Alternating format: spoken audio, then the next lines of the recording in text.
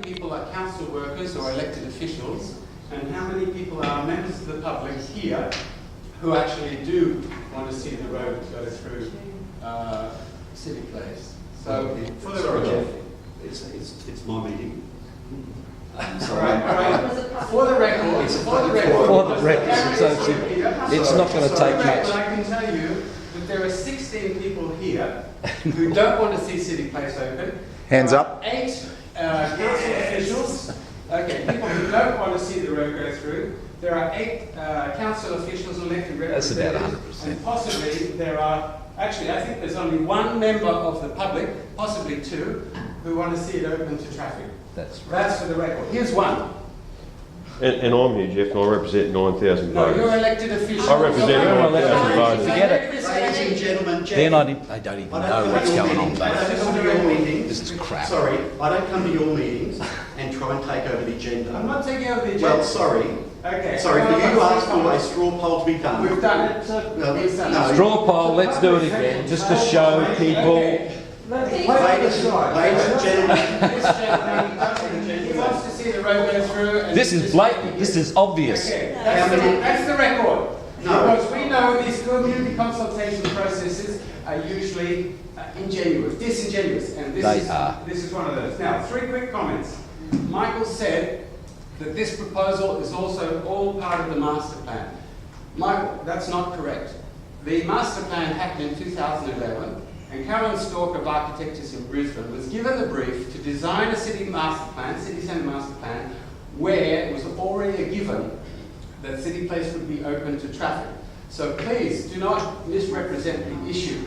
Now, that's the first one. The second one, I'm giving this example in Auckland of how we have a magical 40% increase in takings of shops once a mall is open to traffic. I don't know the details of Auckland, whether it's actually a mall or a city place. They're 2 different things. I can tell you there are 2 articles here from the Townsville Bulletin.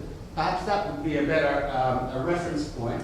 And this one here, shops flop in Flinders. So let's get a fair review of what's happened to businesses when we've opened to traffic. Third point, Jez Clark mentions this ghostly image he talks about down at behind the library, this wonderful 200 apartments or whatever it is. Why? I suggest Jez is doing that to give that bus stop some relevance, because at the moment it has no relevance. None. It has no relevance. Now, that development does not have an active development application. In fact, it would be knocked back if they did. It's a company, I think they call Greenfield Plaza in Brisbane. It's what they call a twin key development, which wouldn't be passed by council. And in fact, that company wants to sell the block. They're not intending to build it at all. So, Jez, I would prefer that you don't try and use that development, because it certainly is a ghostly one that doesn't exist and probably never will. Okay, my question is then, since we've been told that City Place will be open because we need this Cairns Transit Network, and I noticed none of you mentioned the Cairns Transit Network, at least I didn't hear. Can somebody tell me why we are sacrificing City Place, our town square, for the Cairns Transit Network? What are the benefits of the Cairns Transit Network when in fact what we see are disadvantages, serious disadvantages to bus passengers?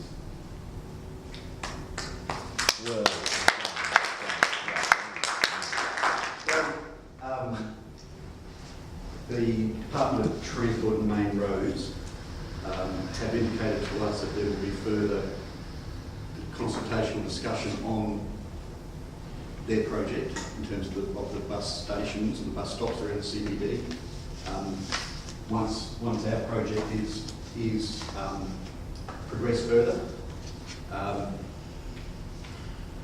I don't believe that at this point in time we need to stand here and justify the department. That's for them to make that decision. Not the council. This is our consultation on our revitalisation of the city centre. And part of that revitalisation of the city centre is not to just look solely at the crossing of Shield Street and Lake Street, but this plan shows you that there are many elements. You didn't answer the question. And Big pardon? I said you didn't answer the question. He Yeah, wanted to finish- know what the advantages He were. hasn't finished talking yet. Oh, good. Keep going. So the many elements of this plan show that by the removal or the reduction of community space around the old or current city place is offset by the expansion of a whole range of other facilities and other elements in the urban area. So for a small degree or a small bit of change to allow vehicles and buses to go through city place, as a total project, we are planning to see and planning to deliver a lot more green space, a lot more parking, a lot more park. There's not a lot more parking. You're taking it out of Shield Street, and there's only a few more in Lake Street. It's not a lot more parking. It's actually More parking, we'll change the terminology to suit. More parking, maybe not a lot. less. But it is an overall concept that we believe delivers much better outcomes. Someone else's turn now. I've got a straight question that you just presented to us, that it's a consultation. I would have thought a consultation is actually a discussion with people about idea.